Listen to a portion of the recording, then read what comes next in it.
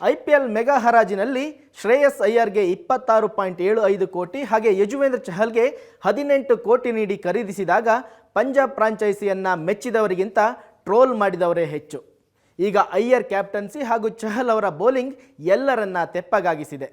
IPL ಅಭಿಮಾನಿಗಳನ್ನು ತುದಿಗಾಲಿನಲ್ಲಿ ನಿಲ್ಲುವಂತೆ ಮಾಡಿದ್ದ ಪಂದ್ಯವನ್ನು ಹಾಲಿ ಚಾಂಪಿಯನ್ KKR ತಂಡವನ್ನು ಪಂಜಾಬ್ ಕಿಂಗ್ಸ್ ತಂಡ ಬಗ್ಗು ಬಡಿದಿದೆ.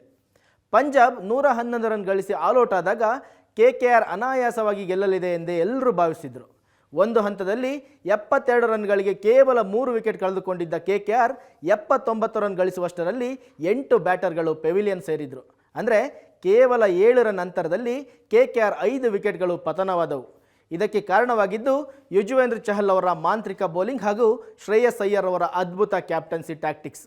ಚಹಲ್ ಒಂದೇ ಪಂದ್ಯದಲ್ಲಿ ಪ್ರಮುಖ 4 ವಿಕೆಟ್ಗಳನ್ನು ಕಬಳಿಸುವ ಮೂಲಕ ಪೈಸಾ ವಸೂಲ್ ಪ್ರದರ್ಶನ ತೋರಿದ್ದಾರೆ. ಅಯ್ಯರ್ ಪಡೆಯ ಸಾಂಘಿಕ ಪ್ರದರ್ಶನವನ್ನು ಗಮನಿಸಿದರೆ 5 ವರ್ಷಗಳ ಬಳಿಕ ಪಂಜಾಬ್ ಪ್ಲೇ ಆಫ್ಗೇರುವ ಕನಸು ನನಸಾಗುವಂತೆ ಕಾಣ್ತಾ ಇದೆ.